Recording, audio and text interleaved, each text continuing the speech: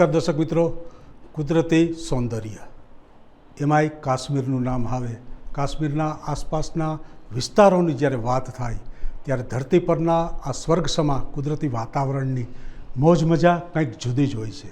માણસ પ્રકૃતિની પાસે જાય ત્યારે જેટલો નિજાનંદ મળે છે એટલો ક્યારેય એને જીવનમાં મળતો નથી. અલગ અલગ પ્રકારની યાત્રાઓ ભારતમાં થતી હોય છે. કૈલાસ માનસરોવરની યાત્રા, ચારધામની યાત્રા, આવી યાત્રાઓ સાથે સાથે એક નામ આવે છે સિંધુ યાત્રાનું. સિંધુ નદી એટલે આપણી સૌથી પ્રાચીન નદી. સિંધુની સાથે સાથે એ શબ્દ વણાયેલો છે હિન્દુ, અને એની ઉપરથી હિન્દુસ્તાન. તો ક્યાંક ને ક્યાંક એ પ્રાચીન સંસ્કૃતિ, આર્ય સંસ્કૃતિ સાથેની યાત્રા એટલે સિંધુ યાત્રા. 30 વર્ષથી આ યાત્રા થાય છે, પણ આ વખતે 2026માં 18થી 30 જૂન સુધીની એ યાત્રા હમણાં જ સંપન્ન થઈ અને એ પ્રથમ કુંભ તરીકે જાહેર કરવામાં આવી હતી. આ યાત્રા વિશે, યાત્રાના સ્થળો વિશે, કુદરતી સૌંદર્ય વિશે, કેવી રીતે જોડાવવું, કેવી રીતે એમાં તમે સામેલ થઈ અને યાત્રી તરીકે તમે સહભાગી થઈ શકો, આવી બધી જ વાતો સાથે આજે સ્ટુડિયોમાં ખાસ આપણે ઉપસ્થિત રહેલ છે શ્રી ભીખાલાલ સિદ્ધપરા. તેઓ સ્કાઉટ ગાઈડ સાથે સાથે ગાયત્રી પરિવાર સાથે પણ જોડાયેલા છે અને ખાસ કરીને આ યાત્રાના સૌરાષ્ટ્રના ઓર્ગેનાઇઝર તરીકે પણ તેમની ભૂમિકા છે. સિદ્ધપરા સાહેબ, તમારું સર્વપ્રથમ તો ખૂબ ખૂબ સ્વાગત. નમસ્કાર. ખાસ કરી અને સિદ્ધપ્રભાઈ, હવે મારે એ જાણવું છે કે સિંધુ યાત્રા શું છે? સિંધુ દર્શન યાત્રા 1997થી લાલકૃષ્ણ અડવાણીએ શરૂ કરેલી છે. સતત આ 30મી યાત્રા હમણાં જ પૂર્ણ થઈ. આ યાત્રામાં 4 જુદા જુદા પ્રકારના 4 રૂટ આપેલા છે.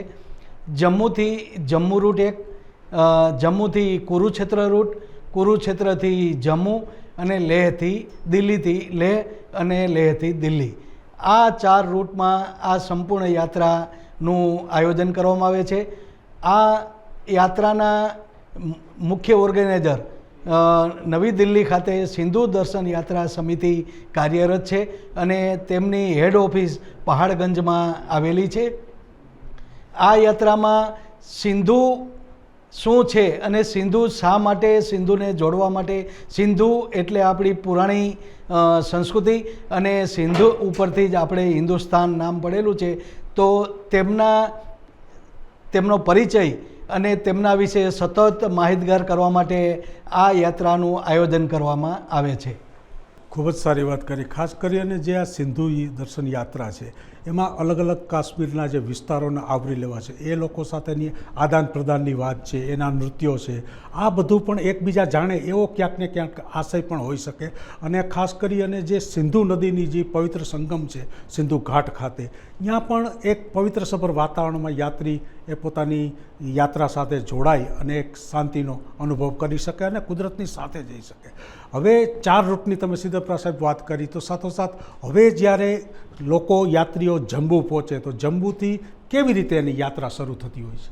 જમ્મુ સ્વખર્ચે આપણે ટ્રેન મારફત, બસ મારફત જમ્મુ પહોંચવાનું હોય છે. જમ્મુ પહોંચે એટલે સાંજે એ લોકોનો જે યાત્રીઓ બધા આવ્યા હોય છે એનું વેલકમ ફંક્શન કરવામાં આવે છે.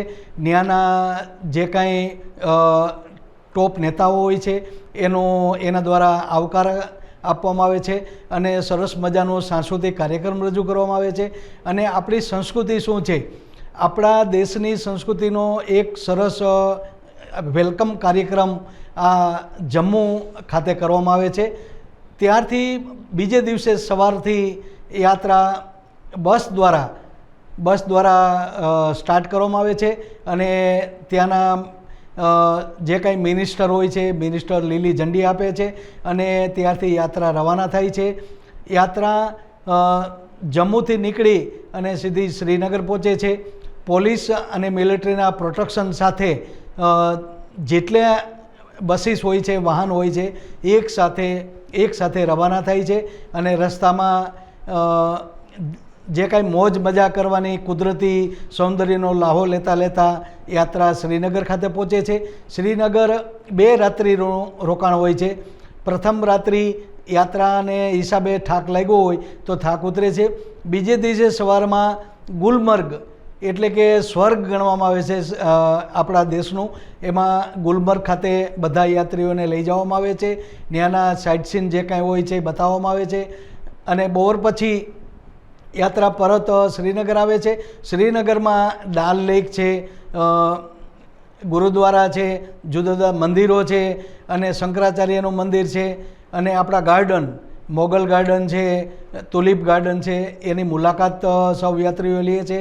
અને સાંજે સરસ મજાનું ભોજન કરી આરામ કરે છે. અને બીજે દિવસે કારગિલ જવા માટે યાત્રા શ્રીનગરથી રવાના થાય છે. રસ્તામાં સોનમર્ગ આવે છે. સોનમર્ગ પણ એક જોવાનો લાવો છે સરસ મજાનો. સોનમર્ગમાં યાત્રા રોકાય છે, બપોરનું ભોજન અને 2 કલાક રેસ્ટ આપવામાં આવે છે. ત્યાર પછી યાત્રા કારગિલના મુકામે દરેક યાત્રીઓને હોટલમાં રહેવાની જમવાની વ્યવસ્થા કરવામાં આવેલી હોય છે, અને કારગિલ રાત્રિ રોકાણ કરે છે. ત્યાર પછી બીજે દિવસે કારગિલથી સવારે યાત્રા નીકળે છે. રસ્તામાં લામાલેરુ અને એક પહાડમાંથી કોતરેલા જે આપણે બૌદ્ધ ધર્મને જે આપણે કહીએ છીએ સ્તૂપની મુલાકાત લેવામાં આવે છે. ત્યાર પછી આગળ ગુરુદ્વારા આવે છે, પથ્થર સાહિબ ગુરુદ્વારા. એ પથ્થર સાહિબ ગુરુદ્વારાની મુલાકાત લઈ અને યાત્રીઓ લેહ મુકામે પહોંચે છે. આવી રીતે જમ્મુથી શરૂ કરીને લેહ સુધીની આ યાત્રાનો આ કાર્યક્રમ આ રીતે આપેલો હોય છે. ખાસ કરીને જે 4 રૂટની વાત છે, 4 રૂટમાં અલગ અલગ રૂટમાં આ તમે જે સ્થળોની વાત કરી એ બધા સ્થળો આવી જાય અને અંતિમ સ્થળ જુદું આવે, તો એ આખું આયોજન કેવી રીતનું હોય છે? અને આ વખતે હમણાં જ યાત્રા સંપન્ન થઈ તો કેટલા યાત્રીઓ હતા, કેટલી બસ હતી, અને અલગ અલગ 4 રૂટ ક્યાં સંપન્ન થાય એ વિશે વાત કરો. આ વર્ષે યાત્રામાં 2600 લોકો આ યાત્રામાં જોડાયેલા હતા આખા દેશમાંથી. તેમાં ખાસ કરીને આપણું ગુજરાત ફરવા માટે એટલું શોખીન છે, જાણીતું છે. તો ગુજરાતના 850 યાત્રીઓ હતા. એમાંય રાજકોટના 530 યાત્રીઓએ આ યાત્રામાં ભાગ લીધો હતો. સૌ પ્રથમ જમ્મુથી એટલે જમ્મુથી યાત્રા નીકળે અને જમ્મુ પૂર્ણ થાય છે. બીજી યાત્રા કુરુક્ષેત્રથી નીકળે છે અને લેહ કુરુક્ષેત્રથી મનાલીથી લેહથી જમ્મુ પરત થાય છે.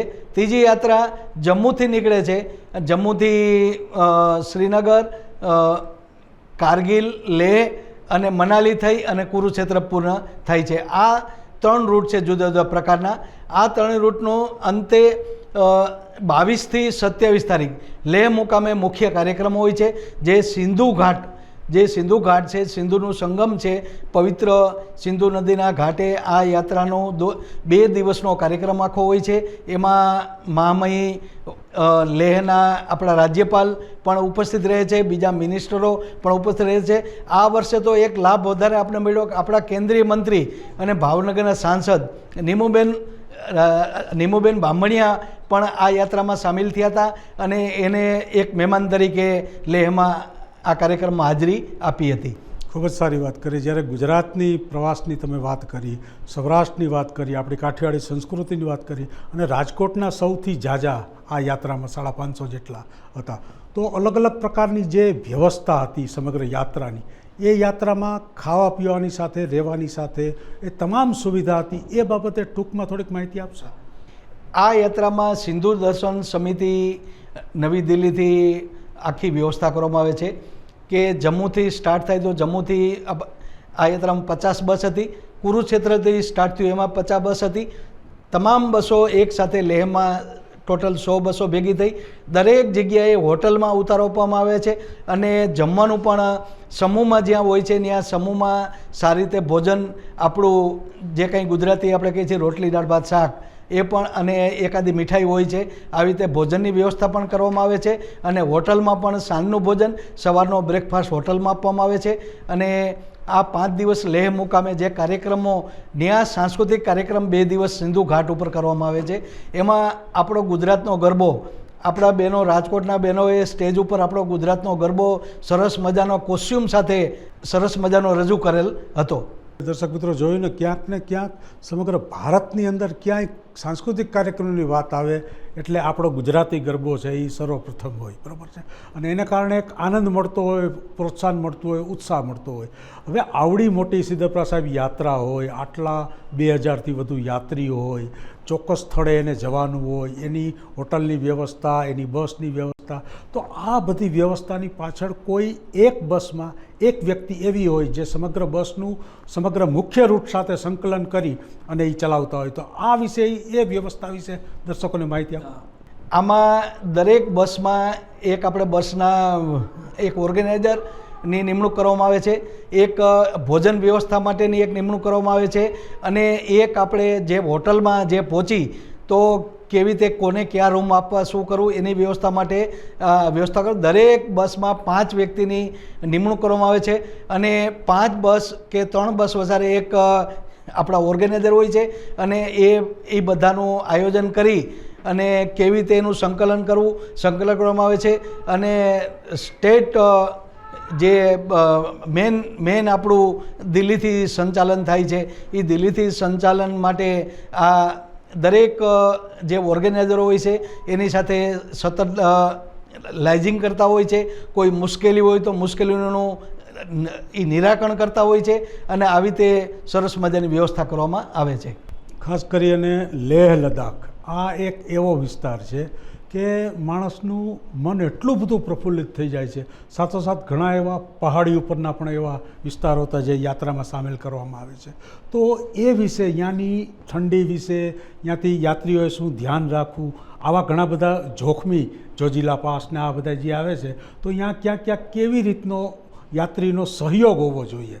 ખાસ કરીને ટોપ લેવલે જ્યારે 17-18 ફૂટની જાઓ, મેગ્નેટિક હિલ્સની વાત આવે છે, તો આ થોડાક સ્થળો વિશે દર્શકોને માહિતી આપશો. આ રસ્તામાં મેગ્નેટ હિલ આવે છે. મેગ્નેટ હિલ બાદ આપણે જોજીલા પાસ અત્યારે એટલો બધો હાઇટ ઉપર છે, અને એ પાસ કરવા માટે બહુ જ મુશ્કેલી હોય છે. એક તો બરફના હિસાબે રસ્તા ધોવાઈ જતા હોય છે, પણ આપણી જે મિલિટરી બોર્ડર છે, મિલિટરીવાળા રસ્તાનું સતત રિપેરિંગ કરતા હોય છે. આ ઉપરાંત નુમ્રા વેલી અને પેંગોંગ લેક જે લેહ લદ્દાખનું મુખ્ય જોવાલાયક સ્થળો છે. પેંગોંગ લેકમાં 134 કિલોમીટરનો આખો લેક છે. 134 કિલોમીટરમાં 40% આપણા ભારતમાં છે, અને 60% ચીનમાં છે. એ પણ એક જોવાનો લાવો છે. અને નુમ્રા વેલીમાં નાઇટ વોક કરીને એ પણ એક જોવાનો લાવો છે. અને ખારડુંગલા પાસ એ 18,500 ફીટ ઉપર આવેલો છે. ત્યાં ઓક્સિજનનું પ્રમાણ એકદમ ઓછું હોય છે, અને 12 માસ ત્યાં બરફ હોય છે. આપણા યાત્રીઓ બધાએ સરસ મજાનો એ ખારડુંગલા પાસમાં 10 થી 15 મિનિટ રોકાઈ અને સરસ મજાનો બરફનો લાવો લીધો હતો. એ પણ એક આનંદ અને ગૌરવની વાત છે. આ વર્ષે આ યાત્રાની અંદર 65 વર્ષથી ઉપરના યાત્રીઓ હતા આપણા રાજકોટના, અને તમામ યાત્રીઓ સહી સલામત એ પાછા આવ્યા છે. કારણ કે શ્વાસની થોડીક મુશ્કેલી છે, ઉપર ઓક્સિજનનું પ્રમાણ ઓછું હોય છે, એટલે બોલવાનું ઓછું અને પાણી જાજુ પીવાનું સતત અમે દરેક યાત્રીઓને આ સૂચના આપતા રહી છીએ કે તમે બોલો ઓછું અને પાણી જાજુ પીઓ, એટલે ઓક્સિજન તમને મળતો રહે. અને જ્યાં થાક લાગે ત્યાં રોકાઈ જવાનું.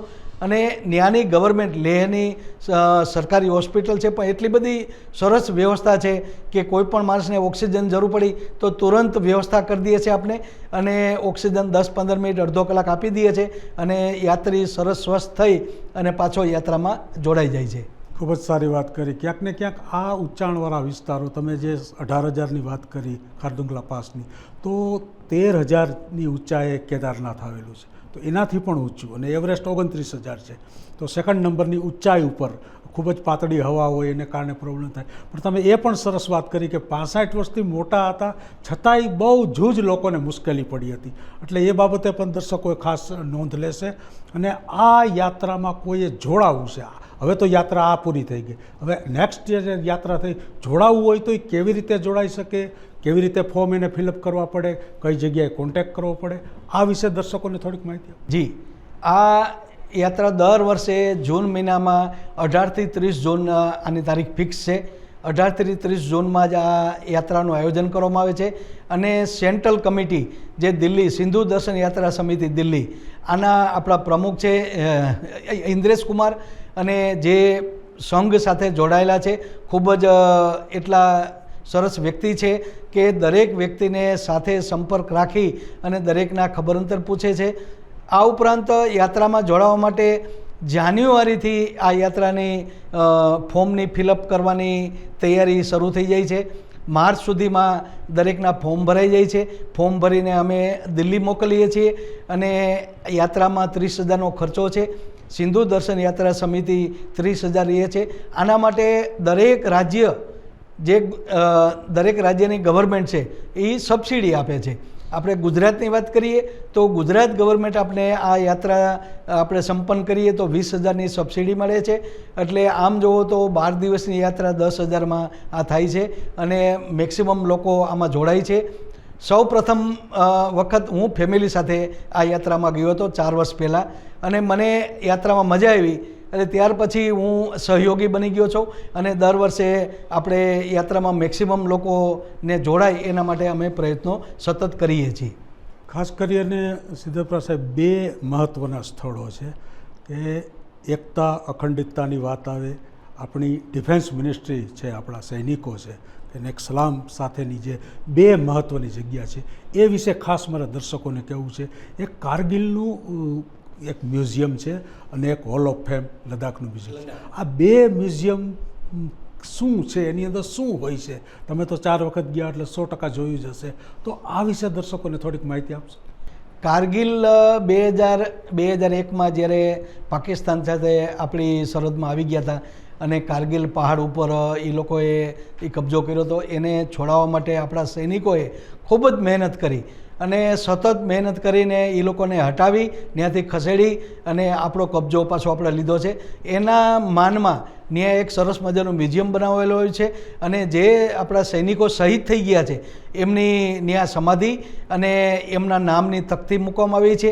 અને આપણી અખંડતા, ભારત દેશ એક છે, ભારત દેશ એક બતાવવા માટે ત્યાંના જે કાંઈ મ્યુઝિયમમાં આપણે સરસ મજાની માહિતી આપવામાં આવે છે અને એ મ્યુઝિયમ દ્વારા આપણે આપણી દેશની એકતા અને આપણા માટે જે સૈનિકો ખડે પગે રહે છે એની આપણે એ સરસ મજાનું ત્યાં માહિતી આપીએ છીએ. બીજું હોલ ઓફ ફેમ જે લેહમાં આવેલું છે અને એમાં ત્યાં કારગિલ યુદ્ધ થયું, કારગિલ યુદ્ધનું લાઇટ એન્ડ સાઉન્ડ શો દ્વારા બતાવવામાં આવે છે. અને ત્યાં પણ આપણા કેવી રીતે આ લોકો પાકિસ્તાનના જે કાંઈ સૈનિકો આવી ગયા હતા અને એને કેવી રીતે ખદેડા ત્યાંથી અને દૂર કર્યા એની સંપૂર્ણ માહિતી આ બંને મ્યુઝિયમ દ્વારા અને આપણી દેશની એકતા માટે ઉજવવામાં આવે છે. અને 26મી જુલાઈએ કારગિલ એકતા દિવસ તરીકે આની ઉજવણી કરવામાં આવે છે અને સતત આ 25 વર્ષ થયા, 26 વર્ષ થયા આની ઉજવણી કરવામાં આવે છે. ખાસ કરી સિદ્ધપુરા સાહેબ, ગુજરાતના સૌથી વધુ હતા, રાજકોટના સૌથી વધુ હતા, તો આ યાત્રામાં અન્ય રાજ્યો ક્યાં ક્યાં જોડાયા હતા? આ યાત્રામાં જોઈએ તો પ્રથમ નંબર આપણો ગુજરાતનો આવે છે, બીજો નંબર રાજસ્થાન આવે છે, રાજસ્થાનના 300 લોકો હતા, ત્રીજો નંબર આવે છે તામિલનાડુ, તામિલનાડુમાં 260 વ્યક્તિઓ હતા, કર્ણાટકમાંથી આવ્યા હતા, સાઉથમાંથી આવ્યા હતા, પછી ત્રિપુરા, ઉત્તર પૂર્વના રાજ્યોના પણ હતા, એમપીના હતા, મધ્યપ્રદેશ, એમપી એટલે કે મધ્યપ્રદેશના હતા, યુપીના હતા, ઝારખંડ અને છત્તીસગઢના લોકો આમાં સાથે જોડાયેલા હતા. કુલ 19 રાજ્યના લોકો આ યાત્રામાં આ વર્ષે જોડાયેલા હતા. મેક્સિમમ આ યાત્રા છે એની અંદર લગભગ સમગ્ર ભારતના લોકો સામેલ થયા હતા અને એક જ જગ્યાએ સમગ્ર યાત્રીઓ ભેગા થાય, એકબીજાની ઓળખાણ થાય, તો એક બહુ સરસ માહોલ આખો એકતાનો બન્યો હોય. એકબીજાનો પરિચય, સંસ્કૃતિ સાથે તમે કીધું સાંસ્કૃતિક કાર્યક્રમ પોતપોતાના કરતા હતા બધાય, તો નાગાલેન્ડ, મિઝોરમ, ઇમ્ફાલ, આવા બધા જે નાના નાના રાજ્યો છે એની પણ કંઈક અલગ કલા હોય. અને લેહની તો બહુ સુંદર કલા છે, એના વિશાળ મહેલો છે, એ જે શાંતિ સ્તૂપો છે એની પણ વાત આપણે કરી. અને ખાસ કરી અને જે આ યાત્રામાં જોડાવા માગે છે અને હવે પછીની નેક્સ્ટ યાત્રા કરવાના છે એના માટે અગમચેતીના રૂપે કે કોઈ પણ તમે યાત્રામાં જોડાવશો તો તમે કેવી કેવી તકેદારી રાખવી પડે એની એક તૈયારી બાબતે 3 કે 4 વસ્તુ ટૂંકમાં એને આટલું તો કરવું જ પડશે, નકર મુશ્કેલી આવે, તો એ વિશે દર્શકોને શું કહેશો? એમાં એક તો આપણે આપણું શરીરનું સ્વાસ્થ્ય માટે પહેલાં જોવું પડે. શ્વાસ કે કોઈને એવું કાંઈ હોય અને ગંભીર બીમારી હોય તો આ યાત્રામાં જોડાઈ ન શકે. બીજું, ઓછું બોલવાનું અને પાણી વધારે પીવાનું. મુખ્ય એક જ એ છે કે તમે ઓછું બોલો, પાણી વધુ પીઓ અને ચાલવાનું ઓછું. જ્યાં જરૂર પડે ત્યાં જ ચાલો, જ્યાં જરૂર પડે ત્યાં જ તમારી શક્તિનો વ્યય કરો. બાકી એકદમ કુદરતને માણો. આ એક સરસ મજાનું લેહ લદ્દાખનું છે. અને બીજું, લેહ લદ્દાખને આપણા દેશ સાથે જોડવા માટે, આપણી સાથે સતત કાયમી રાખવા માટે આ સિંધુ દર્શન યાત્રાનો મુખ્ય હેતુ છે. ખાસ કરીને આ યાત્રામાં ચાલવાનું કેટલું હોય છે? કારણ કે આજે કોઈ માણસ ચાલતું નથી હોતું. તમે બસ છે એ હોટલે પહોંચાડી દો, હોટલ પછી બસ છે એ યોગ્ય સ્થળે લઈ જાય, ઘણીવાર એ સ્થળ ઉપર બસ જતી ન હોય, તો કેટલુંક ચાલવાનું આવે એ બાબતે દર્શકો? ચાલવાનું મેક્સિમમ 100 મીટર 200 મીટરની આસપાસ જ હોય છે, એથી વધારે હોતું નથી. અને બાકી તો ગેટ ઉપર જ બસ, જ્યાં જ્યાં બસ જઈ શકે ત્યાં દરવાજા સુધી બસ જાય છે. પણ ક્યાંક અંદરની હોટલો હોય, અંદરની સાઈડ હોય કે અંદરનું આપણે કે જોવા જવાનું હોય તો 100 થી 200 મીટર આપણે એમાં ચાલવું પડે છે. તમે પેંગોંગની વાત કરી અને લેહની વાત કરી, તો ક્યાંક ને ક્યાંક 3 ઇડિયટ સહિતની ઘણી બધી એવી ફિલ્મો હતી કે જેનું શૂટિંગ ત્યાં થયું હતું. તો એની પણ એક કોલેજ છે જેમાં શૂટિંગ થયું હતું, એ પણ લેહની અંદર વિસ્તાર આવેલ છે. તો લેહના જે 3 કે 4 કે 5 વસ્તુ જે જોવા જેવી છે એ વિશે દર્શકોને કહેશો? લેહમાં એક તો જેને શે પેલેસ, સરસ મજાનો ત્યાંના રાજાનો પેલેસ છે. પછી શાંતિ સ્તૂપા છે, પછી હોલ ઓફ ફ્રેમ છે, અને આ સ્કૂલ છે 3 ઇડિયટ વાળી એ સ્કૂલ છે. અને સરસ મજાનો બાકી કુદરતી ત્યાંનો નજારો છે. સપોઝ લેહમાં કેટલી રાત રોકાવાનું હોય છે? લેહમાં 6 રાત્રિ હોય છે. 6 રાત્રિમાં કોઈને 2 રાત્રિ પછી આજુબાજુ ક્યાંય ફરવા જવું હોય સ્વખર્ચે તો જઈ શકે કે? જઈ શકે, આરામથી જઈ શકે. એમાં 2 દિવસ મુખ્ય કાર્યક્રમ સિંધુ ઘાટ ઉપર કરવામાં આવે છે. અને ત્યારે નામાંકિત વ્યક્તિઓને બોલાવી અને ત્યાંના જેના ધર્મગુરુઓ છે, લેહના ધર્મગુરુઓ, પછી લામાઓ છે, લામાઓને બોલાવી અને આપણી સંસ્કૃતિનું, ભારતીય સંસ્કૃતિ શું છે અને ભારતીય સંસ્કૃતિ સાથે પરિચય કરાવી અને તેમની સાથે તાલમેલનું આયોજન કરવામાં આવે છે. બાકીના દિવસો છે એ આપણા માટે ફ્રી હોય છે. એમાં આપણે આપણી રીતે આપણા ખર્ચે આપણે એ મુલાકાત લઈ શકીએ છીએ અને જઈ શકીએ છીએ. ખાસ કરીને સમગ્ર યાત્રા દરમિયાન રહેવાની અને જમવાની કેવી સુવિધા હોય છે? યાત્રા દરમિયાન રહેવા માટે આમ જનરલ 2 વ્યક્તિ વચારે એક રૂમ આપવામાં આવે છે હોટલમાં. અને હોટલ પણ સારી હોય છે. એક શ્રીનગરમાં થોડીક મુશ્કેલી હોય છે હોટલોની, એટલે ત્યાં એક થોડીક મુશ્કેલી હોય. બાકી બધી જગ્યાએ હોટલો સારામાં સારી હોટલો હોય છે. સવારનો બ્રેકફાસ્ટ અને સાંજનું જમવાનું. અને આપણા ગુજરાતીઓ તો સાહેબ જાય છે એટલે રસોડામાં સીધા આપણા બહેનો હોય છે, બહેનો જાય છે, જે આપણી ભોજન જે આપણે ભાવતું હોય એ ભોજન પણ બનાવે છે. ગુજરાતીઓને અહીંયા જમવામાં તકલીફ પડે એવું ખરું? ના, બહુ મુશ્કેલી નહીં. કારણ કે જનરલ આમ જોવો તો રોટલી, દાળ ભાત, શાક. પણ રોટલી એ લોકો તવા રોટી નથી બનાવતા, ઓલી તાંદુરી રોટી હોય છે, એટલે થોડીક મુશ્કેલી થાય. બાકી આપણા બહેનો અંદર હોટલમાં આપણે રાત્રિ રોકાણ હોય છે ત્યાં આપણા બહેનો જાય છે અને સરસ મજાની તવા રોટી બનાવી અને બધાને પીરસે છે. ગુજરાતીઓને છાશ પ્રિય હોય તો છાશ મળે કે નહીં? છાશમાં ને એક મુશ્કેલી હોય છે. છાશ એ બનાવે છે પણ આપણે અનુકૂળ ન આવે. કારણ કે છાશ શબ્દ એવો છે કે એ લોકોને ખબર નથી કેવી રીતે બનાવવું, શું બનાવવું. એટલે ઘણીવાર એ મીઠું છે, લાલ મિરચી છે, પછી લીલી મિરચી છે અંદર નાખી દે છે, એટલે ટેસ્ટમાં આખું જુદું થઈ જાય છે. પણ આપણે એમને કહી કે અમને ઓનલી ફોર દહીં આપો, દહીંની છાશ અમે જાતે બનાવશું, તો સરસ એ બધાને મજા આવે છે. યાત્રા કોઈએ પૂર્ણ કરી હોય તો એને સન્માન કરવામાં આવે છે, મોમેન્ટો, સર્ટિફિકેટ કંઈ? જી. યાત્રા પૂરી કરે ત્યારે સિંધુ દર્શન યાત્રા સમિતિ નવી દિલ્હી મારફત એક સરસ મજાનું સર્ટિફિકેટ આપવામાં આવે છે. અને એક જે કાંઈ આપણે પેમેન્ટ કર્યું હોય એ પેમેન્ટની રસીદ આપવામાં આવે છે. અને એક આઈ કાર્ડ, ફોટો સાથેનું આઈ કાર્ડ, અને એક સરસ મજાનો મોમેન્ટો એક આપવામાં આવે છે. એ સિંધુ દર્શન યાત્રા સમિતિ તરફથી આપવામાં આવે. એટલે જે યાત્રીઓ ગયા છે એને કાયમી યાદ રહીએ કે અમે સિંધુ દર્શન યાત્રામાં ગયા હતા. દર્શક મિત્રો, જોયું ને ક્યાંક અલગ અલગ પ્રકારની વાતો કાશ્મીરનું સૌંદર્ય, એના આસપાસના જોવાલાયક સ્થળો સાથે ઘણી બધી વાત સિદ્ધપુરા સાહેબે આપણને કરી. ત્યાં કેવી રીતે જોડાઈ શકો, કેવી રીતે એની વ્યવસ્થા હોય છે, ક્યાં ક્યાં સ્થળો આવે છે, બધું જ જે 4 રૂટની જે માહિતી હતી એ તલસ્પર્શી મળી. કારણ કે 4 થી 5 વખત એ યાત્રા કરી ચૂક્યા છે અને સૌથી દુનિયામાં શ્રેષ્ઠ કહી શકાય એવા સૌંદર્યના સ્થળો, એ પેંગોંગ વેલી હોય કે નુબ્રા વેલી હોય, પેંગોંગ રિવર હોય, લેહના અલગ અલગ વિસ્તારો હોય, આ બધા જ વિસ્તારો સાથે ગુલમર્ગ અને સોનમર્ગ તો ખરું જ. તો દર્શક મિત્રો, આ હવે પછીની યાત્રા જૂન 2027માં શરૂ થશે. જો આપ જોડાવા માગતા હો તો આ માહિતી આપણને ખૂબ જ ઉપયોગી થશે. સિદ્ધપુરા સાહેબે અલગ અલગ જે એમનું જોડાણ છે સ્કાઉટ સાથે, ગાયત્રી પરિવાર સાથે, પણ એક ઓર્ગેનાઇઝર તરીકે આ યાત્રાના સૌરાષ્ટ્રના એક વડા તરીકે પણ એમને સુંદર માહિતી આપી. આપણે એનો અબ તક ચેનલ સિદ્ધપુરા સાહેબ ખૂબ ખૂબ આભાર માને છે અને ભવિષ્યની અંદર પણ આવી યાત્રાઓ સંદર્ભે આપને માહિતી અમે આપતા રહીશું.